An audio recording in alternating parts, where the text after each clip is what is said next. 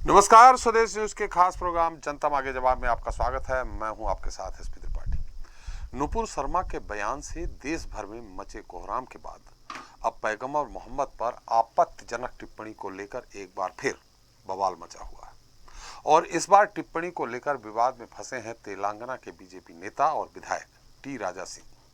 विवादित बयान के बाद विधायक टी राजा सिंह को पुलिस ने गिरफ्तार कर लिया है। गोसा महल से भाजपा विधायक टी राजा सिंह पर आरोप है कि उन्होंने एक वीडियो जारी कर पैगंबर मोहम्मद को लेकर आपत्तिजनक शब्दों का इस्तेमाल किया था। बाद में उन्होंने इसे महज एक मजाक बताया, लेकिन तब तक इस वीडियो का विरोध शुरू हो चुका था और बड़ी संख्या में लोग उनके विरोध में उतर चुके थे। 21 अगस्त को विधायक टी राजा का विवादित वीडियो सोशल मीडिया पर तेजी से वायरल हुआ था। बड़ी संख्या में विरोध प्रदर्शन के बाद हैदराबाद पुलिस ने विधायक के खिलाफ गंभीर धाराओं के तहत मुकदमा दर्ज किया और 22 अगस्त को पुलिस ने टी राजा को गिरफ्तार कर लिया।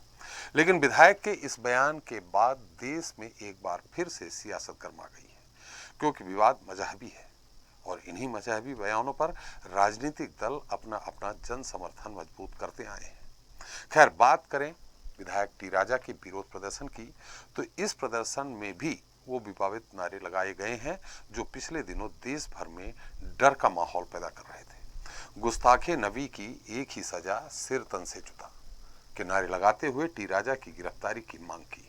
इस नारे के बीजेपी की प्रवक्ता रही नुपुर शर्मा के बयान के बाद उदयपुर में 28 जून को कन्हैया लाल की हत्या से संबंध रहा है।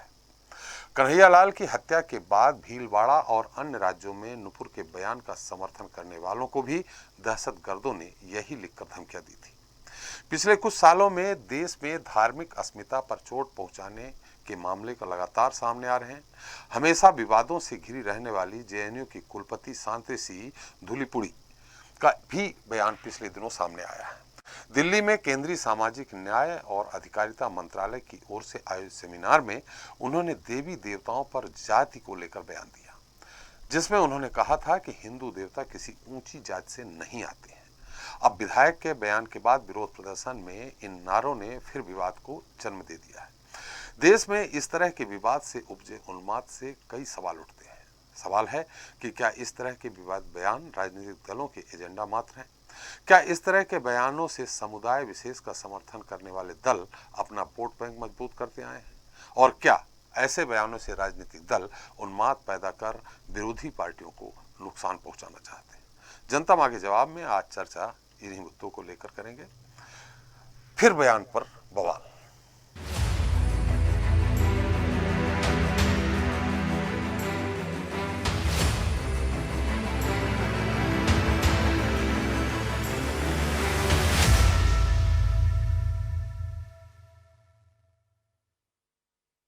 हैदराबाद में भाजपा के जो एक विधायक हैं, उन्होंने मुसलमानों को प्रोवोक करने के लिए और प्रॉफेट मोहम्मद सल्लल्लाहु अलैहि वसल्लम की शान में उन्होंने बेइज्जती करने की कोशिश की। आखिर क्यों बीजेपी कर रही है? बीजेपी को आखिर इससे हासिल क्या होने वाला है? क्या बीजेपी भारत के सोशल फैब्रिक को तोड़ना चाहती है? क्या भाजपा ये नहीं समझती कि भारत में हमा किस्म के कई किस्म के मजहब के मानने वाले रहते हैं और हर एक की एक फेथ होता है, और मुसलमानों के लिए प्रॉफेट मोहम्मद सल्लल्लाहु अलैहि वसल्लम से बढ़कर कोई चीज ही नहीं है। तो हैदराबाद के दबीरपुरा पुलिस स्टेशन में विधायक टी राजा के खिलाफ 295A और 153A समेत कई धाराओं में केस दर्ज किया गया है। वहीं पुलिस ने प्रदर्शन कर रहे कई लोगों को भी हिरासत में लिया है। इस विवाद की शुरुआत कॉमेडियन मुनव्वर फारूकी के होने वाले एक शो को लेकर बताई जा रही है। विधायक टी राजा ने शो होने से पहले कहा था कि वे हैदराबाद में उनका शो नहीं होने देंगे और यदि तेलंगाना सरकार और हैदराबाद पुलिस मुनव्वर फारूकी के शो को इजाजत देती है तो वे भी विवादित टिप्पणी करेंगे। विधायक टी राजा का आरोप था कि कॉमेडियन फारूकी शो में हिंदू देवी देवताओं पर कथित विवादित टिप्पणी करते हैं। बहरहाल विधायक को 14 दिन की न्यायिक हिरासत में भेजा गया है और पार्टी ने एक्शन लेते हुए उन्हें सस्पेंड कर 10 दिनों के भीतर जवाब मांगा है। उधर AIMIM से सांसद असदुद्दीन ओवैसी ने बीजेपी पर निशाना साधा है और कहा है कि भाजपा के विधायक ऐसी ही भाषा बोलते हैं। भाजपा देश के सामाजिक ताने बाने को तोड़ देना चाहती है। भीड़ के नारों को लेकर भी ओवैसी ने कहा कि मुस्लिम समुदाय को भी गलत नारे नहीं लगाने चाहिए। चलिए फिर बयान पर बवाल, इस पर चर्चा शुरू करते हैं, जिसके लिए हमारे साथ जुड़ रहे हैं दिल्ली से राजनीतिक विश्लेषक डी के दुबे जी हैं, लखनऊ से AIMIM के प्रवक्ता डॉक्टर अब्दुल मन्नान जी हैं, विश्व हिंदू परिषद का पक्ष रखने के लिए दिल्ली से JNU के प्रोफेसर और विश्व हिंदू परिषद प्रवक्ता डॉक्टर प्रवेश कुमार चौधरी जी हैं, all India Muslim personal law board की सदस्य यास्मीन फारूकी जी हैं, भोपाल स्टूडियो से मौजूद हैं हमारे साथ कांग्रेस नेता फिरोज सिद्दीकी जी और स्वदेश न्यूज़ के managing editor RP Srivastava ji. आप सभी का हमारे इस खास प्रोग्राम में बहुत बहुत स्वागत है। सबसे पहले चलते हैं हमारे प्रवेश कुमार जी के पास। प्रवेश जी, देखिए, शुरुआत फिर से एक बार हिंदू धर्मांधता कह लें, बीजेपी के नेता ना कहें, राजा सिंह की तरफ से हुई है। अब ऐसे में जब पैगंबर साहब के खिलाफ टिप्पणी होगी तो निश्चित तौर पे क्रिया की प्रतिक्रिया होती है। हम तो ये कह रहे हैं भाई, अगर राजा जी ने कुछ कहा है तो उसकी सजा वो उनको मिल रही है ना जी। वो कानून अपना काम करेगा। भारत का हिंदू समाज इस देश के संविधान में, इस देश की जमहूरियत में विश्वास करता है जी। एक चीज, इसलिए कानून जो कर रहा है वो उनके अनुसार करेगा जी। तो हम पहले भी कह रहे थे कि किसी के भी नबी के बारे में, किसी भी पूज्य या आस्था के जो प्रश्न है उन पर कोई भी हो, कोई भी रिलीजन हो, हम उस पर कहते हैं कि नहीं होना चाहिए, उस पर गलत टिप्पणी नहीं होनी चाहिए जी। लेकिन बात सिर्फ इतनी सी है कि अगर किसी ने कोई टिप्पणी करी तो क्या आप इस देश की डेमोक्रेसी को भूल जाएंगे, इस देश की जमहूरियत, इस देश का संविधान, इस देश के कानूनों को भूल करके आप सीधा नारे लगाना शुरू कर देंगे सर तन से जुदा? अरे आपके नबी सम्मानीय हो सकते हैं, आपके लिए भी सम्मानीय और इस देश के लिए भी सम्मानीय है, लेकिन क्या हमारे शिव हमारे लिए सम्मानीय नहीं है क्या? जी। हमारे शिव को आपके शादाब अहमद क्या कहते हैं, फकीर रजा ने क्या कह दिया, सफरुद्दीन ने क्या कहा, ऐसे दर्जनों लोगों के नाम जो है जर्जिस क्या कहते हैं, ऐसे सैकड़ों लोगों के नाम, मुनव्वर फारूकी क्या कह रहे हैं, ऐसे सैकड़ों हजारों लोगों ने, और मेरे पास कम से कम दर्जनों नाम तो यहाँ मेरे सामने रखे हुए हैं जिनमें पढ़ के बता सकता हूँ किन्होंने क्या क्या कहा है। लेकिन क्या हिंदू समाज ने कभी कहा कि हम उनका सर तन से जुदा कर देंगे? हमने कभी कहा कि हम कानून को अपने हाथों में लेंगे? नहीं कहा। हमने कहा नहीं, हम कानूनी कार्रवाई के लिए कहेंगे, कानूनी कार्रवाई होनी चाहिए। वो हमारे ईश्वर को, हमारे आस्था के प्रतीकों को इन्होंने गलत शब्द इसके लिए निकाले हैं। तो ये चीज है। हमारा कहने का मतलब ये है कि हम उस राजा के भी बयान की मजम्मत करते हैं। अगर किसी समाज को उससे ठेस पहुंची है तो वो नहीं होनी चाहिए था, ऐसा नहीं होना चाहिए था, कानून उस पर कार्रवाई करेगा। लेकिन अगर यही हिंदू समाज के साथ होता है तो क्यों ये बात अभी कहने वाले संविधान के पैरोकार बनने वाले लोग हो जाएंगे, ये क्यों नहीं कुछ कहते? आप देखिए, राशिद जो है वो कांग्रेस का विधायक है, कांग्रेस का नेता है, वो कहता है कि हम जाकर के राजा का घर फूंक देंगे। आप सोचिए किस प्रकार का मानस। वो कहता है हमारे नबी को कहा हम गला कटा देंगे। हम तो नहीं कहते, हिंदू समाज तो ऐसा नहीं कहता है ना। क्योंकि हिंदू समाज इस देश के कण कण में विश्वास करता है। वो कोई बाहर से आया हुआ रिलीजन का, बाहर से आया हुआ कोई चीज नहीं है, कोई मतपंथ नहीं है। वो इस देश का है, जो देश का अपना मूल है। ठीक है, एक चीज। इसीलिए हम कभी किसी को अपने से अलग करने की बात नहीं कहते। इसलिए हम कहते हैं कि हिंदू धर्म है और बाकी रिलीजन है। हम धर्म इसलिए है क्योंकि हम इंक्लूसिव है, हम एक्सक्लूसिव नहीं है। देखिए चौधरी साहब, यहाँ खैर आप विश्व हिंदू परिषद से जुड़े हुए हैं, यहाँ पे ये जो चाहे नुपुर शर्मा का मामला हो, फिर राजा सिंह जी का मामला आ गया हो, ऐसे जो बहुत ही संवेदनशील मुद्दे हैं, संवेदनशील बात है, धार्मिक मुद्दे की बात है, वहाँ किसी तरह की टिप्पणी करना ही क्यों? ठीक है, फारूकी जी को आपने कहा था कि हम शो नहीं होने देंगे, आप भी कानूनी तौर पे उनका विरोध करते ना, ये आपने वीडियो क्यों जारी कर दिया? कहने के देखिए, आप देखिए तो फारूकी साहब, मुनव्वर फारूकी साहब जो है, उन पर पहले भी इस तरह से लगे आरोप, उन्होंने बहुत सारे, उनके ऊपर कई केसेस भी चल रहे हैं। जब ये सब कुछ सरकार जानती है, अच्छा पहले भी कैंसिल करा उसका, एक बार जो है प्रोग्राम कैंसिल किया गया, लेकिन आप सोचिए कि जब आप जानते हैं कि इससे कहीं ना कहीं प्रॉब्लम हो सकती है, और विवादित व्यक्ति है, हिंदू समाज की आस्थाओं पर ये बहुत बहुत पूरी तरीके से प्रहार करते हैं, ऐसे व्यक्ति को बुलाना क्यों, ऐसे व्यक्ति का कार्यक्रम करना क्यों? और आप बड़ा इंटरेस्टिंग चीज आपको बताऊं साहब कि 1500 से कम तो लोग थे वहां पर और 1500 से ज्यादा वहां पर पुलिस थी। इसका मतलब आपको मालूम था कि भाई इस तरह का विषय आ सकता है, तो आपने क्यों किया कार्यक्रम? आपको कार्यक्रम नहीं करना चाहिए था। आप कार्यक्रम करेंगे तो कम से कम कोई व्यक्ति कुछ तो रिएक्ट करेगा ना। उस रिएक्शन में उसने रिएक्ट करा, जैसे आपने कहा क्रिया की प्रतिक्रिया, तो क्रिया की प्रतिक्रिया हुई, ठीक है ना? ये मुनव्वर फारूकी है जो वही मजाक उड़ा रहे थे, देवी माँ का सीताराम का विरोध कर रहे थे, है ना? तो ये कोई ठीक लगता है क्या? ये हमारी आस्था का प्रश्न है, और हमारी आस्था के प्रश्न को आप खराब मत करिए। इस देश की रिवायत को समझिए मेरे भाई, इस देश की रिवायत हिंदुत्व की रिवायत है, इस देश की परंपरा हिंदुत्व की परंपरा है, और हिंदुत्व सबको जोड़कर चलता है, इसलिए कहता है एकम सद विप्रा बहुधा वदंती। हम ला इलाहा इल्लल्लाह नहीं कहते, हम कहते हैं एकम सद विप्रा बहुधा वदंती। ईश्वर तो जो है, सत्य तो एक ही है, उसको बताने वाले लोगों ने बताया अलग अलग तरीके से, पर सत्य एक है। हम तो ऐसे मानने वाले लोग हैं, इसलिए हमारा कभी किसी, आप देखिए ना साहब, आप देखिए कि वर्षों हमारे देश के अंदर मुगल भी रहे, सब रहे, क्या नाम है, ईसाई भी आए, पुर्तगीज भी आए, सब आए, लेकिन क्या हमारी हिंदू आस्था समाप्त हुई? क्या हमारा जो हिंदू प्रतीक थे, सब चीजें जो हमारे मनों में पड़ रहे थे, क्या समाप्त हुए? नहीं हुए। अब तो लोकतंत्र है चौधरी साहब, अब तो इस तरह के सर्वधर्म संभाव वाली बात है यहाँ पे। खैर, आप अभी हमारे साथ अब्दुल जी हैं, यास्मीन जी हैं, फिरोज सिद्दीकी जी हैं, कांग्रेस प्रवक्ता हैं, ये आपको ध्यान से सुन रहे थे। अब इन लोगों का मत ले लेते हैं, हम आपके पास फिर आएंगे।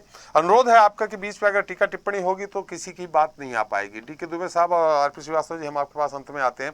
हमारे साथ अब्दुल मन्नान साहब हैं, AMIM के प्रवक्ता हैं। अब्दुल साहब,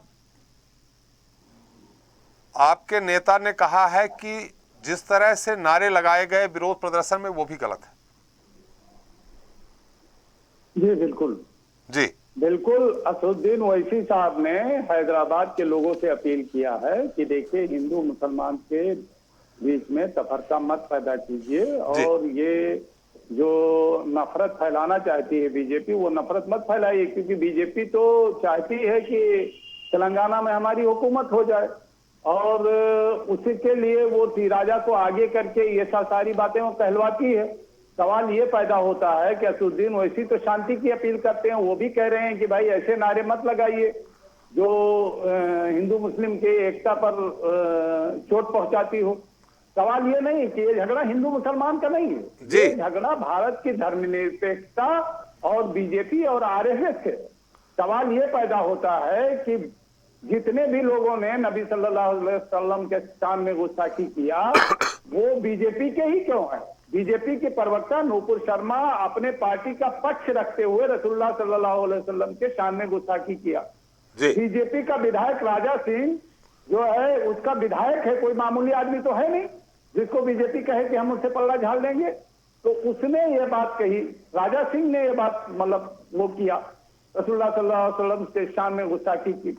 नवीन जिंदल ने किया, गिरिराज सिंह करते हैं। तो सवाल ये पैदा होता है कि बीजेपी और RSS तो ये 8 साल से देश की बर्बादी कर रहे हैं और देश को पूरी दुनिया में बदनाम कर रहे हैं इस बुनियाद पे। अब रहा सवाल कि अब अब्दुल साहब चलिए, जैसा कि अभी चौधरी साहब कह रहे हैं कि कानून उनको सजा देगा, पार्टी ने नुपुर शर्मा को सजा दी, कानून ने उनके खिलाफ प्रकरण दर्ज किया, वही राजा सिंह के साथ हो रहा है। ऐसी स्थिति में जो विरोध प्रदर्शन के दौरान इस तरह के नारे लगाए कि गुस्ताखे नबी की एक ही सजा, सिर तन से जुदा, इसको का आप क्या लेते हैं? क्या ये माहौल नहीं खराब कर रहा है ये मुद्दा, ये नारा? नहीं, इस नारे का हम समर्थन नहीं करते जी, लेकिन सवाल यह है कि यह माहौल पैदा कौन करता? अगर नूपुर शर्मा आज हैदराबाद में होती तो गिरफ्तार कर ली जाती, जैसे कि TRS ने गिरफ्तार कर लिया उनको। लेकिन नूपुर शर्मा को जानबूझ के दिल्ली पुलिस जो अमित शाह के अंडर में है, उसने जो है छूट दिया, और उन्होंने बीजेपी से निकाल के सिर्फ और उसको जो है पुलिस के हवाले नहीं किया। सवाल ये पैदा होता है कि बीजेपी का आदमी अगर कोई डाका मारे, नूपुर शर्मा अगर डाका मारे, तो क्या उसको बीजेपी से निकाल दोगे और डाके वाला धारा, जो डाका मारने वाला धारा है, वो लगा के उसको गिरफ्तार नहीं करोगे? अब सवाल ये पैदा होता है कि मुनव्वर फारूकी की बात आप कर रहे हो। जी, मनव्वर फारूकी ने जो कुछ भी किया, जो भी कर रहे हैं, क्या उनके समर्थन में कोई समुदाय निकला था? क्या किसी समुदाय ने उनके समर्थन में नारा लगाया था? अगर मनव्वर फारूकी कुछ कर रहे थे तो उसमें रसूलुल्लाह सल्लल्लाहु अलैहि वसल्लम को लाने की क्या जरूरत थी? मनव्वर फारूकी के साथ आप प्रदर्शन करते, जो भी करते, जैसा चाहते वैसा करते, तो आप जो है मनव्वर फारूकी का जवाब रसूलुल्लाह सल्लल्लाहु अलैहि वसल्लम के सामने गुस्ताखी करके करोगे। उनका ये और कहना आप था, बताओ- उनका ये कहना था कि देवी देवताओं के खिलाफ वो टिप्पणी करते हैं। अरे भाई, टिप्पणी करते हैं तो उनको आप कानूनी सजा दीजिए, उनके खिलाफ नारा लगाइए, उनके प्रदर्शन कीजिए। उसके बदले रसूलुल्लाह सल्लल्लाहु अलैहि वसल्लम को क्यों ला रहे हो? आप बताओ कि किसी भी आदमी ने आज तक, किसी आलिम ने, किसी धर्मगुरु ने कभी भगवान कृष्ण के या रामचंद्र जी के खिलाफ कोई अपमानजनक टिप्पणी किया? कभी हमने ऐसी बातें की? लेकिन हमारे ऊपर आप इस मुद्दे को हिंदू मुसलमान क्यों बनाते? ये जी। मुद्दा है भारत की धर्मनिरपेक्षता को आरएसएस और बीजेपी खत्म करना चाहती है। तो ये लड़ाई जो है धर्म संप्रदायिकता और से धर्मनिरपेक्षता की है। और इस देश में मोदी जी को जितना भी वोट मिल जाए, 40% लोगों ने वोट दिया है, 60% लोग आज इस देश में धर्मनिरपेक्ष हैं। इस बात को ये नहीं भूलना चाहिए। और चूंकि अमित शाह जी, योगी जी गए हैदराबाद कारपोरेशन के चुनाव में और वो नहीं हरा पाए एमआईएम को और ऐसे लोगों को, तो वो अपनी जगह बनाना चाहते हैं इस वक्त तेलंगाना में। तो सवाल इस बात का पैदा होता है, मतलब मोदी जी को कि जो आखिर- 40% वोट मिले उसमें कोई धर्मनिरपेक्ष नहीं है, सब कट्टर हैं। बिल्कुल नहीं, ऐसा नहीं है।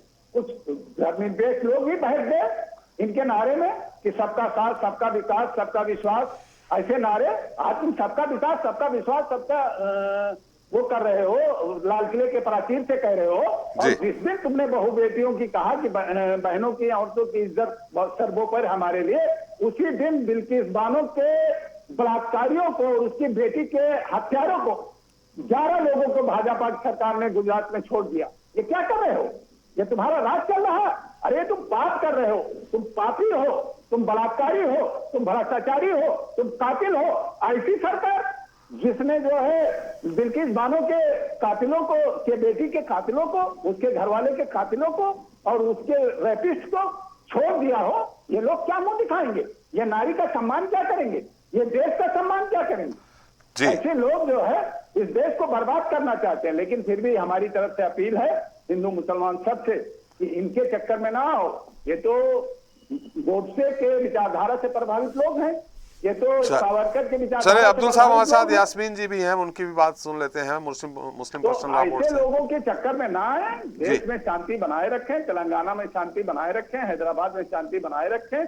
और वो तरक्की वाला शहर है, जिस शहर में कंप्यूटर के लिए सराहा गया, जी। वो तरक्की वाला शहर है। उस तरक्की वाले शहर में ये सांप्रदायिकता का जहर जो बीजेपी और आरएसएस घोलने की कोशिश कर रही है कि राजा के जरिए, वो खत्म होना चाहिए।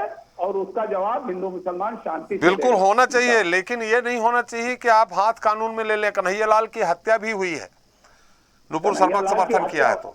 अरे भाई, बिल्किस बानो का रेप भी हुआ, उस पर डिबेट आपने नहीं कराया। जी। आप जो कन्हैयालाल की हत्या के बारे में कह रहे हो, कन्हैयालाल के जाने कितने फोटो बीजेपी के नेताओं के साथ हैं?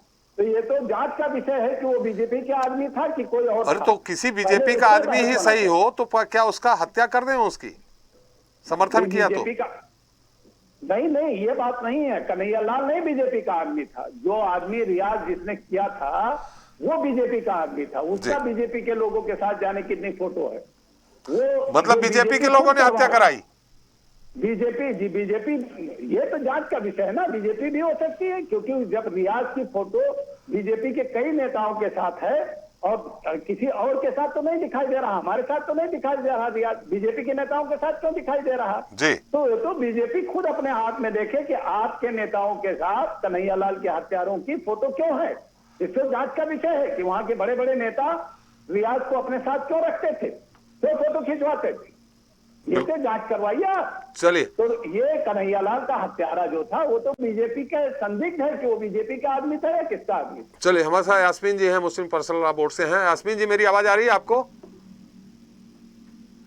यास्मीन जी, मेरी आवाज आ रही है आपको? लगता है यास्मीन जी से संपर्क नहीं हो पाया। हमारे साथ कांग्रेस प्रवक्ता फिरोज सिद्दीकी जी हैं। फिरोज जी, जो भी हो रहा है दोनों पक्षों से, चाहे इस तरह के नारे लगाए जा रहे हो, चाहे इस तरह की टिप्पणी की जा रही हो। इसमें कांग्रेस की क्या प्रतिक्रिया है? देखिए, पहली बात तो ये है कि भारत जो है सनातनी संस्कृति का देश है। हम सर्वधर्म संभाव में विश्वास करने वाले लोग हैं। हमारे यहाँ एक व्यवस्था बनी हुई है और उस व्यवस्था के तहत हम लोग सब आपस में मिलजुल के रहे, हजारों वर्षों से रहे हम लोग जी, और आज भी रहते आ रहे हैं। लेकिन अब जो है कुछ लोग ऐसे सत्ता में आ गए हैं, सत्ता नशी हो गए हैं, जो इस देश की संपत्तियां बेचना चाहते हैं, जो इस देश का जो पेट्रोल डीजल है वो 100 रुपए से ज्यादा और 1000 से ज्यादा का सिलेंडर बिकवा रहे हैं। आज महंगाई का मुद्दा नहीं है फिर? नहीं, मैं आप मेरी बात तो सुनते जाइए। भ्रष्टाचार जो है उसको रोकना, उसको दबाना चाहते हैं। तो इन सब चीजों पे जो सरकार के फेल्यूर हैं, जो सरकार की जो नाकामियां हैं, उस नाकामियों पे पर्दा डालने के लिए ये उन्माद की बातें की जाती हैं। हमारे जमाने में तो कोई नहीं करता था। कांग्रेस ने इतने साल राज किया, इससे पहले अटल जी की भी सरकार आई और भी सरकारें आई, किसी ने इस तरीके की बात नहीं की। भारत का प्रधानमंत्री अगर देश से बाहर जाए, हमारे राजनयिक देश से बाहर जाए, तो लोग भारत की पॉलिसीज पे चर्चा करते थे, आर्थिक पॉलिसी पे, इकोनॉमिक पॉलिसी पे चर्चा करते थे। लोग अपने भारत के एजुकेशन सिस्टम पे चर्चा करते थे, तमाम चर्चाओं पे। अभी जयशंकर गए थे अमेरिका, पूरा मीडिया जो था प्रेस कॉन्फ्रेंस में हिंदू मुस्लिम पर बात कर रहा था, उनसे सवाल पूछ रहा था, और जयशंकर जो है बगले झांक रहे थे दोनों तरफ।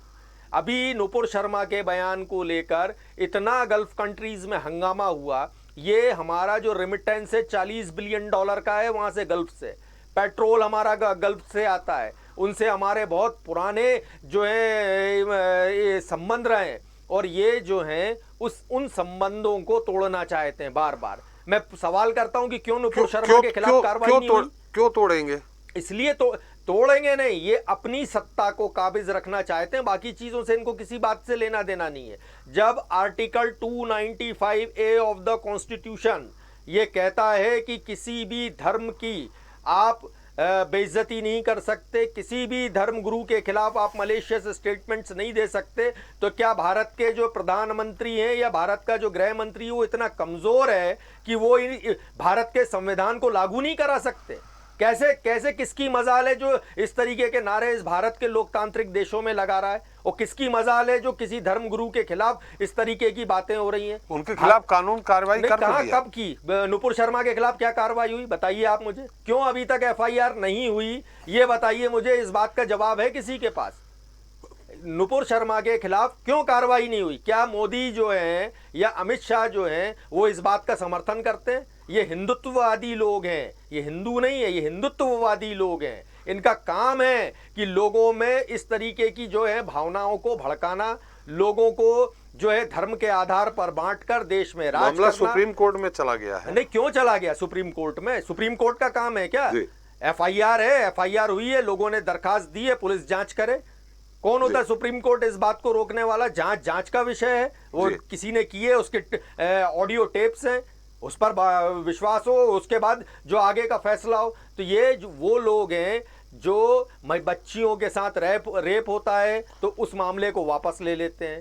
स्वामी चिन्मयानंद ने एक बच्ची के साथ रेप किया, उसने शिकायत दर्ज कराई, उस मामले को वापस ले लिया, जबकि सेशंस कोर्ट ने उसको पलट दिया कि नहीं गलत है, हमको हमारा फैसला सुनाएंगे, हम इसकी सुनवाई करेंगे, तो हाई कोर्ट से जाके गिरवा लाए। ये वो लोग हैं जिस हाई कोर्ट के इनके कहने पे थोड़ी चल रहा था। अब वो किसके कहने पे चल रहा है वो मुझे नहीं पता, लेकिन इस देश में इस तरीके का लगातार माहौल हो रहा है। सिर्फ धार्मिक उन्माद पर बात हो रही है लोग, और ये क्या दूसरे पक्ष से इस तरह के नारे लगाए जाएं? मैं बता तो रहा हूँ, ये आज से जुदा हो जाए सर। अरे आज से नहीं है, ये हिंदू महासभा और ये मुस्लिम लीग है। आप इस बात को समझ लीजिए। अगर आप 47 से पहले इस देश का इतिहास खोल के देखेंगे तो एक हिंदू महासभा अलग थी सावरकर की, और एक मोहम्मद अली जिन्ना की जो मुस्लिम लीग थी वो अलग थी। सिंध में, पख्तून खैबर में और यहाँ बंगाल में इन दोनों की मिली जुली सरकारें हुआ करती थी। ये वो लोग हैं।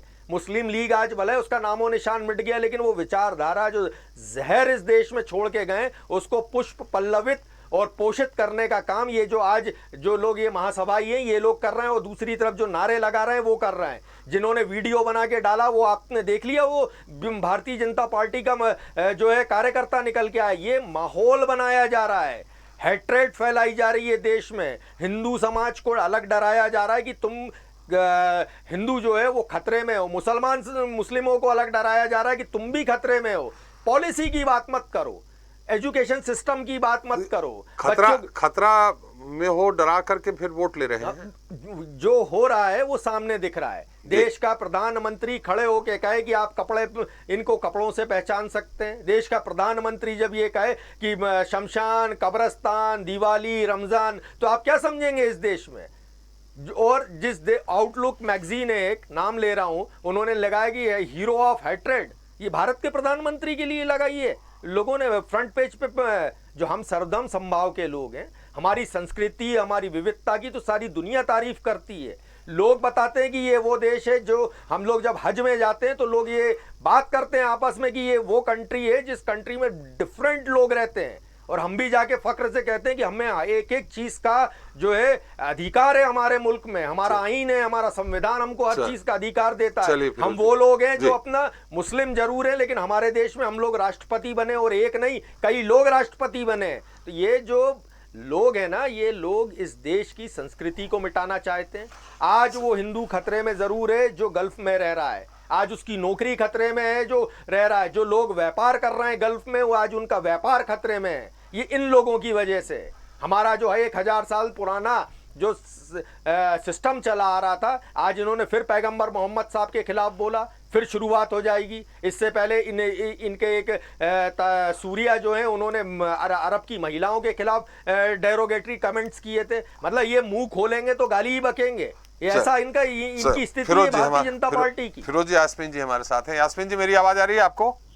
जी जी आ रही है, बिल्कुल आ रही है। यास्मीन जी, जो कुछ हैदराबाद में हुआ, हालांकि दोनों तरफ से हुआ, शुरुआत तो राजा सिंह जी ने की है, लेकिन जो इस तरह के नारे लगाए गए, आपको नारे पता ही होंगे किस तरह के नारे लगाए, सर तन से जुदा जैसे, तो ये मुस्लिम पर्सनल लॉ बोर्ड से आप जुड़ी हैं, क्या कितना उचित है ये? देखिए, पहली बात तो आपको थोड़ा सा क्लियर कर दूं, मुस्लिम पर्सनल लॉ बोर्ड मेंबर जरूर हूं मैं, लेकिन वहाँ की प्रवक्ता नहीं हूँ, तो उनके बिहाफ पे मैं कभी बात नहीं करूँ। चलिए जी। पहली बात, मैं एसडीपीआई सोशल डेमोक्रेटिक पार्टी की जनरल सेक्रेटरी हूँ, नेशनल जनरल सेक्रेटरी हूँ, उसके बिहाफ पे आपसे बात कर सकती हूँ। ठीक है। तो त्रिपाठी जी, ये तो वो वाली बात हो गई, एक मजाक होता है ना कि बच्चे ने छेड़ा और छेड़ के भाग गया जी, और फिर दूसरा बच्चा लड़ने के लिए उसके पीछे भागा कि नहीं मैं तो लड़ूं। मतलब ये कोई बच्चों का खेल हो रहा है क्या कि तुमने मोहम्मद साहब को गाली दी, मैंने फिर है ना सरतन से जुदा की बात कर ली। ये क्या हम बच्चे हैं छोटे जो इस तरह की बेवकूफाना हरकतें कर रहे हैं? हमें बड़ा होना पड़ेगा इस धर्म से। ये सत्ता धर्म से नहीं चलेगी जी। राजनीति धर्म से कब तक चला लोगे आप? हिटलर का भी अंत हुआ है। अगर बड़ी कौम को लेके वो एक मजमे को लेके चल रहा था और जब वो सत्ता में आया था तो ऐसा लगता था कि उमड़ रहा है सैलाब, और आज उसका नामो निशान खत्म हो गया। कभी नफरत से राजनीति नहीं होती है, मोहब्बत से और प्यार से होती है। हमें बार बार, अब आपसे भी चैनल पे मैं पहली बार आई हूँ जी, और मैं आपका धन्यवाद देती हूँ कि आपने मुझे इतना मौका दिया। लेकिन त्रिपाठी जी, मैं एक ही बात कहूंगी, नफरत की राजनीति कोई भी मत करो। मैं जिस उम्र में हूँ, मुझे आज हैरान होती है। आप मंदिर मस्जिद की बात करते हो, आप बात करते हो कि साहब हिजाब की बात करते हो, अरे भाई एजुकेशन की बात कर लो। मैं इस वक्त 68 ईयर्स की हूँ, 68 साल की उम्र है, मैंने ग्रेजुएशन किया है, स्कूल में पढ़ा है, कभी अंदाजा ही नहीं हुआ। हम तो रामनवमी भी मनाते थे, कृष्ण जयंती भी मनाते थे, और फिर है ना मिलाद शरीफ भी हो जाता था 12 वफात से। हमें तो कभी ये अंदाजा ही नहीं हुआ कि ये चीजें अलग अलग हैं। आज ये अलग, जब वो अलग नहीं थी, तो मुझे ये बता दीजिए कि आज ये अलग कैसे हो, क्यों अलग हो? इसमें दोषी किसको मान रही हैं यास्मीन जी आप? गवर्नमेंट जो सत्ता में आना चाहते हैं, चाहे वो कांग्रेस हो चाहे वो बीजेपी हो, कोई भी सत्ताधारी लोग हैं, वो उनको पता है कि एक धर्म ऐसा नशा है जिसकी गोली खिला दो और हर आदमी मारने मरने पे तैयार हो जाएगा। आम आदमी में इतनी सोच ही नहीं। आप तो हिस्ट्री बदल रहे हो। आप ये कह रहे हो कि सारी दुनिया के जुल्म हो गए, अरे भाई, आप पुरानी बातों को कब तक याद करोगे? तरक्की की बात करो, एजुकेशन की बात करो, महंगाई की बात करो। आप किन बातों में कि हिजाब मत पहन के आओ? अरे भाई, उसकी मर्जी है, सर पे दुपट्टा ओढ़े, सर उठा के फिरे, जीन्स में पहने, कौन किसको रोक रहा है? आप किस तरह की आज अगर मैं आपको ये बात कहूँ त्रिपाठी जी कि मैं जिस थाने में जाती हूँ एक मंदिर बना हुआ मुझे मिलता है, मुझे तो कोई प्रॉब्लम नहीं है, उनकी आस्था है। लेकिन क्या फिर मैं इस बात पे एहतजाज करूं? किसी भी हॉस्पिटल में जाती हूँ एक मंदिर मिला हुआ मुझे मिलता है बाहर, और हर उस पे मुझे मिलता है।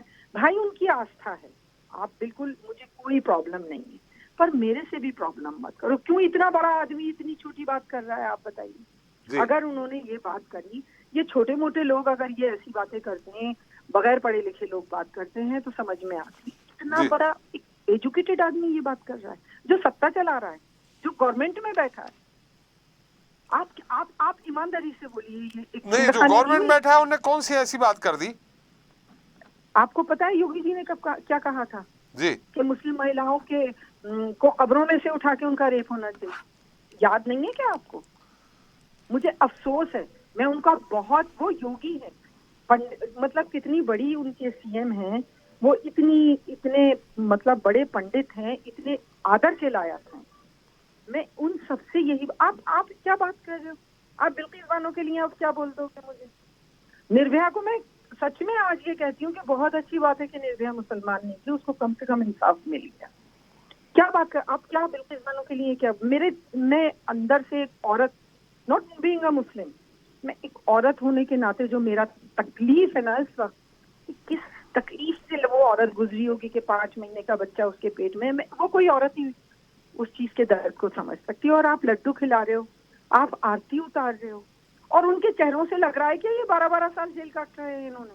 चेहरों से कहीं से लग रहा है हट्टे कट्टे लग रहे हैं बिल्कुल, कि जैसे उनको बाकायदा अच्छी खुराक दी गई होगी, खूब ऐश कराए गए। आप क्या सत्ता इस तरह करोगे? दुश्मन, इंसान के दुश्मन बने, एक दूसरे के को गालियां बक के।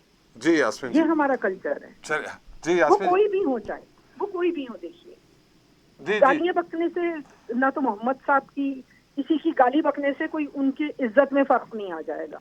वो एक महान आदमी थे, बशर थे, और उनकी अपनी एक शख्सियत है जो कि पूरी दुनिया जानती, वर्ल्ड उसमें है उनका एनसाइक्लोपीडिया में नाम, या उनको एक फर्स्ट मैन माना गया है। तो आपके इस तरह की बात करने से उनकी जात पे क्या फर्क पड़ा?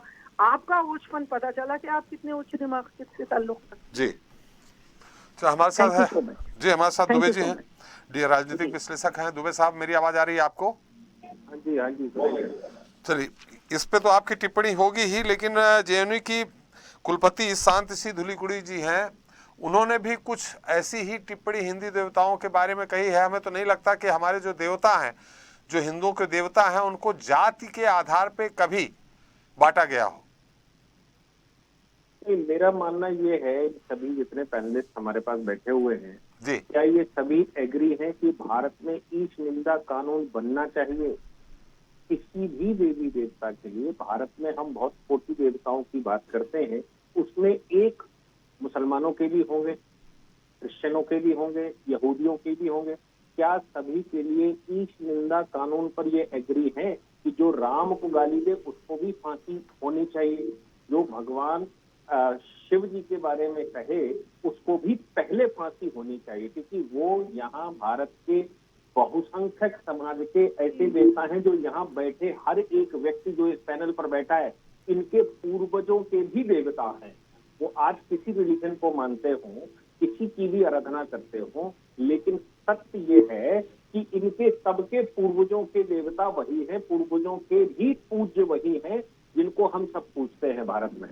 तो क्या ये सब इस बात के लिए एग्री होंगे कि भारत में भगवान शंकर के विषय में, शिवलिंग के विषय में फुब्बारा कहने वाले लोग, भगवान शिव के विषय में उल्टा सीधा कहने वाले, सबको फांसी की सजा होनी चाहिए? आज अगर हम सब पैनलिस्ट एक बात कह दें, क्या साहब भारत में ऐसा ईश निंदा कानून होना चाहिए जो सुबह सुबह लाउड स्पीकर बजता है और लाउड स्पीकर या घंटियां जबरदस्ती बजाई जाती हैं, जैसा भी है, इन सब पर बैन होना चाहिए। धार्मिक उन्माद भारत में, भारत एक धर्मनिरपेक्ष देश अगर हम कहते हैं, तो भारत में अपने घर के बाहर किसी भी प्रकार का रिलीजन दिखना नहीं चाहिए। जो रिलीजन है वो घर में पूजिए। आप बाहर टोपी लगाकर नहीं घूमेंगे, आप बाहर लाउड स्पीकर नहीं बजाएंगे, आप बाहर घंटियां नहीं बजाएंगे। क्या इस बात के लिए हम सब एग्रीड हैं? अगर आप अच्छा भारत बनाना चाहते हैं तो आप सबको ये तय करना पड़ेगा कि मेरे नहीं, सबके देवता। तो जहां से मुनव्वर फारूकी की बात शुरू हुई, तो मुनव्वर फारूकी कई बार पहले गाली दे चुका है। अब वो गाली दे चुका है, टी राजा ने उसके खिलाफ कुछ बोल दिया, उसके खिलाफ भी मुकदमे हैं और उनके खिलाफ भी मुकदमे हैं, राजा के खिलाफ भी मुकदमे हो गए। तो रोड पर मुझे बता दीजिए, रोड ब्लॉक करने की क्या आवश्यकता है? कानपुर में दंगे करने की क्या आवश्यकता है? कोलकाता में दंगे करने की क्या आवश्यकता है? ये कौन लोग हैं जो दंगे करना चाहते हैं? ये कौन लोग हैं जिनके तुरंत धार्मिक उन्माद भड़क जाते हैं और एकदम रोड पर उतर आते हैं, तहस नहस हिंदुस्तान समाप्त कर देंगे, जो अपनी भूमि को समाप्त करना चाहते हैं, अपने ही संसाधनों को समाप्त करना चाहते हैं, अपने ही पूर्वजों के जो सहोदर भाई बहन हैं उनको समाप्त करना चाहते हैं? क्या इनके जवाब हैं सबके पास? दुबे जी वो दोनों मिले जुले, बस फर्क इतना है, एक टोपी लगाता है, दूसरा तिलक लगाता है, मिले जुले हैं वो दोनों। मेरे पास जवाब है, अगर आप मुझे जी जी यास्मीन जी आऊंगा, दुबे जी की बात आ जाए पूरी। जी दुबे जी, अभी ये कांग्रेस के प्रवक्ता भोपाल से बोल रहे थे, भोपाल की सांसद के प्रति जो हुआ, क्या उसके लिए इन्होंने कभी तो एक शब्द बोला है? क्या राहुल गांधी ने भगवा आतंकवाद शब्द इस्तेमाल किया था? क्या उस पर कभी इन्होंने एक शब्द बोला है? क्या सोनिया गांधी, राहुल गांधी रोड पर पेट्रोल, ये कह रहे हैं कि पेट्रोल छिड़का हुआ है, आग लग रही है, इस पर कोई शब्द इन्होंने बोला है? बिल्कुल मैंने बोला है, बात करेंगे, मैं बोल रहा हूँ, मैं आपको सफाई दूंगा। हाँ आपके पास दोनों बात पे बोलूंगा। दुबे जी की बात आ जाए, एक मिनट फिरोज जी। तो सवाल यहाँ पर ये पैदा होता है कि जब आप भारत को धर्मनिरपेक्ष बता रहे हैं, तो धर्मनिरपेक्ष आप हो पाए हैं क्या? हम हो पाए हैं क्या? क्या मैंने तिलक लगाकर रोड पर निकलना बंद किया है? क्या आपने टोपी लगाकर रोड पर निकलने वालों को मना किया है? क्या आपने लाउड स्पीकर बजाने वालों को मना किया है? क्या आपने रोड जाम करके नमाज पढ़ने वालों को मना किया है? क्या आपने रोड जाम करके भंडारा करने वालों को मना किया है? अगर आपने ये मना नहीं किए हैं तो यहाँ पर मुझे लगता है नैतिकता का भाषण देना बहुत आसान है और अपने आकाओं के लिए बात करना भी बहुत आसान है जी। लेकिन दूसरी पार्टी के लिए प्रश्न खड़े करना भी बहुत आसान है। लेकिन हकीकत ये है कि शुरुआत तो हमसे, मेरे से होती है ना। क्या मैंने अपना आचरण वैसा किया है? अगर मैं अपना आचरण वैसा करना जानता हूँ या करता हूँ और मैं समाज में हो रहे गलत को बोलता हूँ, अगर रोड पर कुछ लोग इकट्ठे होकर तन से जुदा होने की बात करते हैं और हम में से लोग खड़े होकर ये कहते हैं कि तुम गलत कर रहे हो, जाइए कानून के पास और मुकदमा लिखवाइए, जो कानून तय करेगा वो होगा। जो नहीं एफआईआर हो रही है, कोर्ट जाइए, कोर्ट में एफआईआर होगी, कोर्ट में नहीं हो रही, हाई कोर्ट जाइए, सुप्रीम कोर्ट जाइए, तमाम तरह के फोरम है, ह्यूमन राइट कमीशन भारत में बैठा हुआ, इनके पास जाइए, तमाम तरह के तरीके हैं लड़ने के, उन पर लड़िए। लेकिन क्या हमने इस बात को लेकर कभी रोड पर आकर ऐसी बातें की हैं? क्या हमें इतनी हिम्मत है कि देवबंद में जो पुस्तक पढ़ाई जाती है और उसमें काफिर शब्द इस्तेमाल होता है और कहा जाता है कि काफिर मरने हैं, मरने के लिए पैदा हुए हैं, जो कि खोल खोल कर लोग दिखा रहे हैं कि ये देखिए यहाँ से शुरू होता है उन्माद। क्या हमने ये कहा है कि देवबंद की ये किताबें बंद होनी चाहिए? ये सब प्रश्न हैं जो हम सबको जवाब देने पड़ेंगे। जी बिल्कुल सही कहा। यास्मीन जी आप कुछ कहना चाह रही थी, मैं आता हूँ एक बार आपके पास। हम श्रीवास्तव जी के, आरपी श्रीवास्तव वरिष्ठ पत्रकार हमारे मैनेजिंग एडिटर हैं, उनकी टिप्पणी ले लें। श्रीवास्तव जी। त्रिपाठी जी, जहाँ तक मजहबी जो ये उन्माद की बात है, पिछले ये तो पहले से भी होता आ रहा है कि कहीं न कहीं समाज में कोई टिप्पणी आती थी और उसको लेकर के तनाव पैदा हो जाता था जी। लेकिन आज स्थिति इन पिछले कुछ सालों में ये थोड़ा सा इसमें काफ़ी इजाफा हुआ है। लगातार जो है, चाहे नुपुर शर्मा का बयान हो या फिर अभी टी राजा का बयान हो, सवाल इनके बयानों का नहीं, इनके बयान के काउंटर में भी बयान जो आ रहे हैं वो भी कोई बहुत अच्छे नहीं है जी। उनको भी अगर आप देखें, उनका भी अध्ययन करें तो आपको लगेगा कि वो भी कम से कम वो कम भड़काऊ बयान नहीं है और उन पर जो प्रतिक्रिया आ रही है वो भी कोई बहुत अच्छी नहीं है। आपने ओवैसी साहब का बयान देखा होगा, उन्होंने इस बात को खारिज किया जिसमें तन से जुदा वाली बात है। तो मेरा ये कहना है कि नबी की एक ही सजा, हाँ, ये भी ये कोई बहुत बड़ा अच्छा वो नहीं है, नहीं जुदा कर भी दिया तन से। हाँ, तो आप देखिए, हाँ, तो ये एक तरह से हमें नहीं लगता कि अभी कौन से लोग कर रहे हैं, चाहे किसी पार्टी विशेष से हों या फिर अलग से हों, किसी धर्म मजहब से जुड़े हों, लेकिन ये जो परिस्थितियाँ निर्मित हो रही हैं देश में, इसको लेकर के ज़रा सोचने वाली बात होगी। चाहे कोई भी दल हो, कोई भी धर्म हो, संप्रदाय हो, हमको लगता है इस तरह की जो टिप्पणी आती है इससे हमेशा सामाजिक सौहार्द बिगड़ता है और जिसकी वजह है कि हम बार बार जो है पूरे मुद्दे बहस में आते हैं, आंदोलन में परिवर्तित हो जाते हैं और उसके परिणाम फलस्वरूप होता क्या कि इक्का दुक्का ऐसी घटनाएं, गंभीर घटनाएं होती हैं जिसका कोई मतलब जिसको लेके कहा जा सकता है कि ये ऐसी चीज़ें नहीं होनी चाहिए। जहाँ तक देश का सवाल है, अब इसका इन सारे बयानों का किस तरह से ध्रुवीकरण होता है, इसको किन पार्टियों को फ़ायदा मिलता है, या राजनीतिक रूप से कौन लोग फ़ायदा उठाना चाहते हैं, इससे ये एक बड़ी गंभीर बात है, क्योंकि इससे जो है पूरे सामाजिक व्यवस्था वो बिगड़ने का खतरा रहता है। और हम समाज में चाहे कोई भी धर्म हो, हिंदू हो, मुस्लिम हो, सिख हो, ईसाई हो, किसी धर्म को लेकर के अगर टिप्पणी करते हैं तो वो गलत बात है। और हमें लगता है कि आज जो टिप्पणी इस तरह की आने लगी हैं, ये सोच समझ के ही आती हैं, ताकि हो सकता है कि इसको लेकर के लोग जो है अपनी सुर्खियाँ भी बटोरने की कोशिश करते हैं और एक तरह से पोलराइजेशन की स्थिति आती है। जी चौधरी साहब, मैं आपके पास आ रहा हूँ। यास्मीन जी कुछ उत्तर देना चाह रही थी दुबे जी की जो टिप्पणी थी, दुबे जी का जो एनालिसिस था उस पे। यास्मीन जी, एक मैंने त्रिपाठी जी शेर सुना था, वो बात सारे फसाने में जिसका जिक्र न था, वो बात उनको बहुत नागवार गुजरी है। दुबे जी ने सारी दुनिया की बातें कर ली पर गलत को गलत नहीं कहा। मेरा दिल चाहता था कि मुझे अच्छी लगी उनकी बातें कि वो गलत को गलत कह देते कि शुरुआत कहाँ से हुई, पहली बात। दूसरी बात, उन्होंने कहा कानपुर के लिए, कानपुर वालों ने किया, उनको कितनी बड़ी सजा मिली, उनके घरों को बुलडोजर चल गए, उनको तो बहुत सजाएं मिली। लेकिन मेरे दिल को थोड़ा सा ये होता कि दो तरफा सजाएं होती। जो ये लोग कह रहे थे कि गोली मारो सालों को, तो उस पर जजमेंट किया है कि मुस्कुरा के कहा गया है, उनको भी सजा होती। जो ये कह रहे थे कि सुअर काटे जाएंगे, मुल्ले काटे जाएंगे, राम राम चिल्लाएंगे, फिर उनको भी सजा होनी चाहिए थी। कहीं पे वहां पे भी बुलडोजर चलना चाहिए था। तो बात बराबरी की हुई।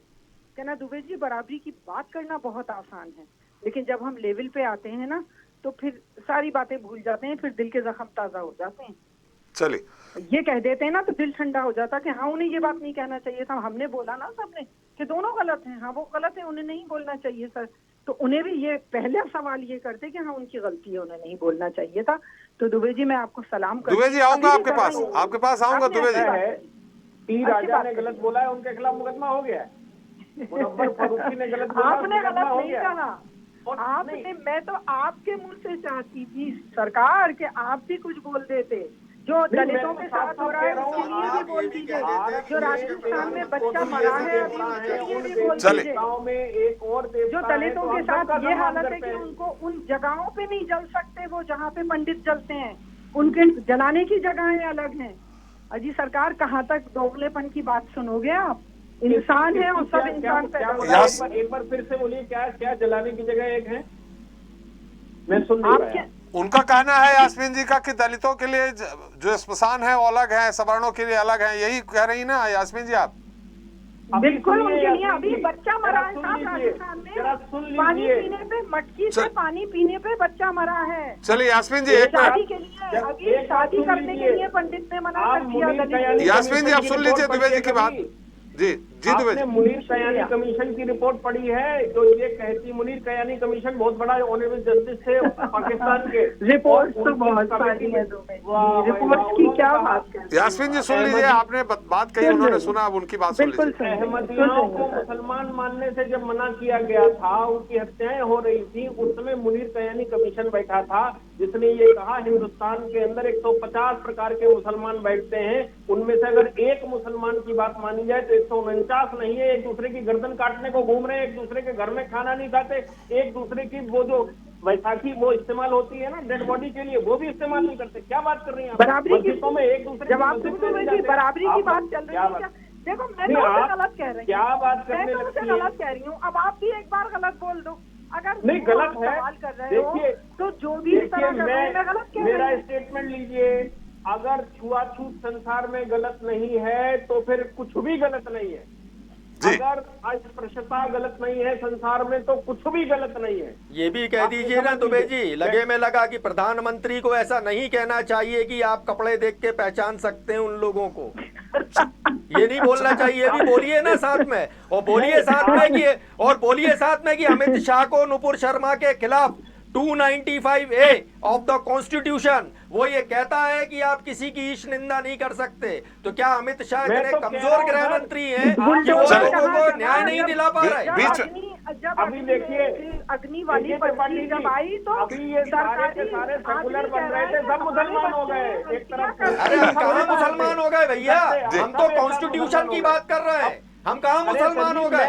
मैं तो आपको ये कह रहा हूँ कि आप ये कहिए कि ईश निंदा कानून भारत में बनना चाहिए। अरे कॉन्स्टिट्यूशन में है तो अब बनाने का क्या सवाल है? हमारा जब 1950 में कॉन्स्टिट्यूशन लागू हुआ, मैं तो आपको आर्टिकल धारा बता रहा हूँ 295 है। चलिए यास्मीन जी, फिरोज जी, दुबे जी, एक बार हम फिर चौधरी साहब के पास चलते हैं। हमें अब्दुल साहब भी सुन रहे हैं। चौधरी साहब, आपने यास्मीन जी का भी तर्क सुन लिया, दुबे जी का भी, फिरोज जी का भी और मन्नान साहब का भी, लेकिन कुल मिला के जो सामने बात आ रही है कि धार्मिक उन्माद नहीं होना चाहिए, उससे देश का माहौल बिगड़ रहा है, भले ही कोई भी दल हो, किसी भी दल के नेता हो।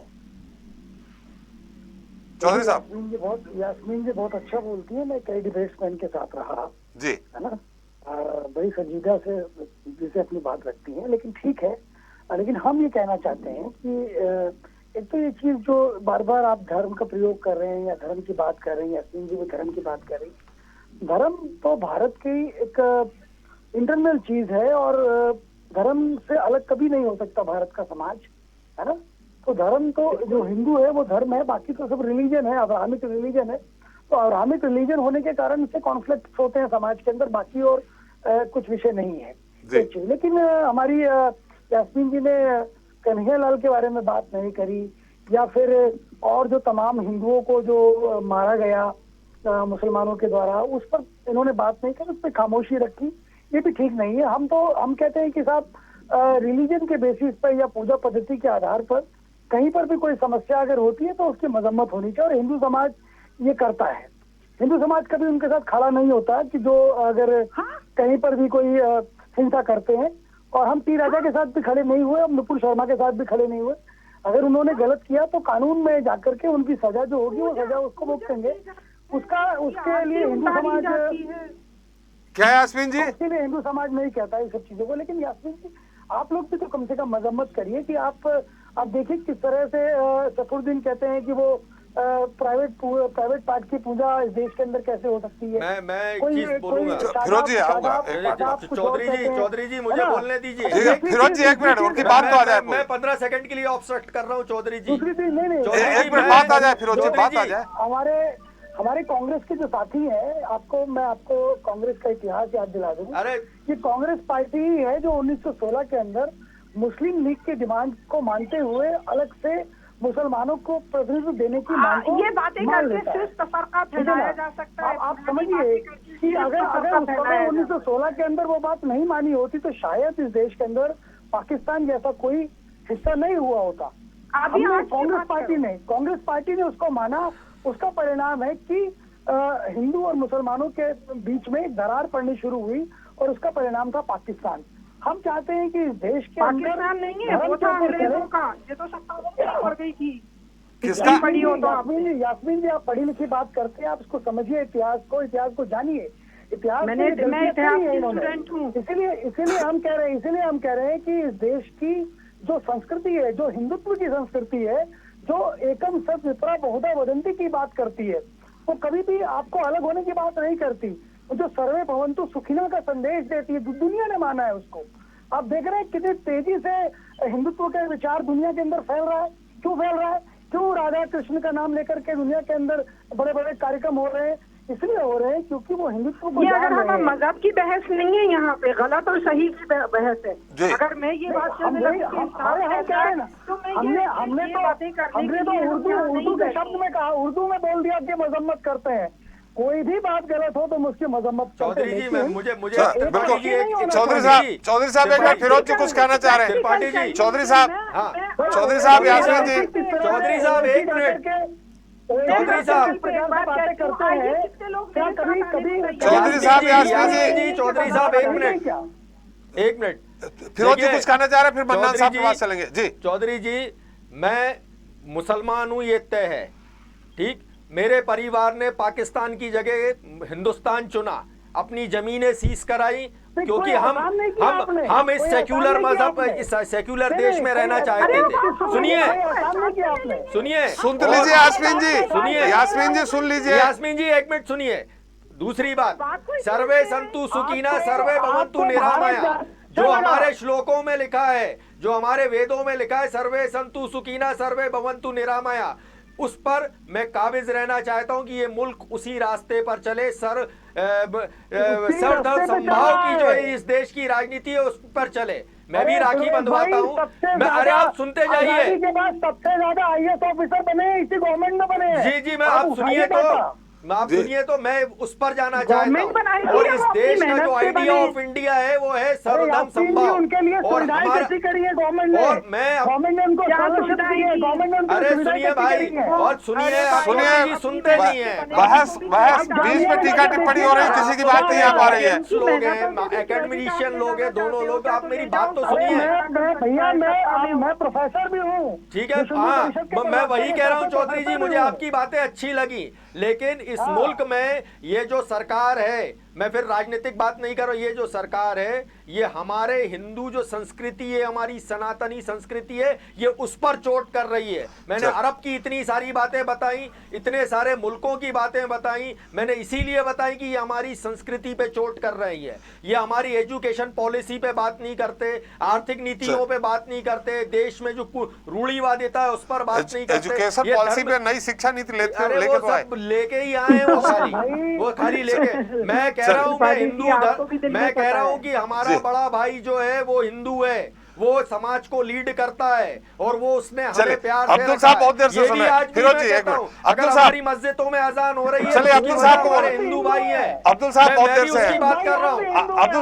अब्दुल साहब समय कम है, आपकी क्या चलते चलते आपकी क्या टिप्पणी है? कुछ बहुत सारी बातें हो गई, बहुत सारी गर्मा गर्म बहस हो गई। देखिए, दुबे जी ये कह रहे थे कि यहाँ कोई टोपी और तिलक लगा के घर से बाहर ना निकले। ये तो मुश्किल है इस देश में। हिंदू भी अपने धर्म का पालन करेगा, मुसलमान भी अपने धर्म का पालन करेगा जी।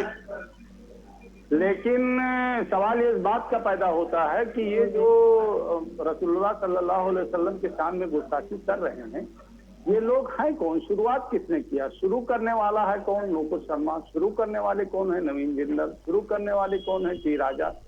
तो सवाल ये है कि सरकार आपकी है, आपके लोग हैं, आपके लोग इन चीजों को भड़का रहे हैं, तो उनको आप फौरन अरेस्ट करके सजा क्यों नहीं देते हैं? सख्ती क्यों नहीं बरत रहे हैं कि ये सारी चीजें ना हो? इसी देश में हिंदू भी रहेगा, इसी देश में मुसलमान भी रहेगा। अब यहाँ तक इसकी बात है कि अगर धर्म पे बहस करोगे तो बहुत बुरे फंस जाओगे। धर्म से बहस यहाँ नहीं होना जी। बदलना चाहते हैं, इस मुल्क का संविधान एक रहेगा, बस ये तय है। वरना तो जब धर्म की बात करोगे तो आप यास्मीन जी बहुत ध्यान से सुन रहे थे। अब्दुल जी आप सब लोगों को थोड़ा सा आप लोग भी सब रखिए जी।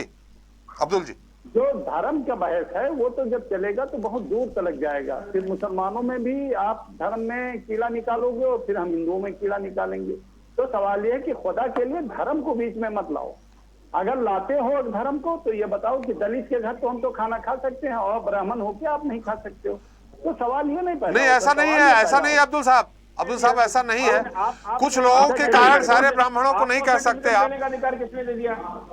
चलिए देख भाई, नहीं, सभी लोग आजकल खाने लगे हैं।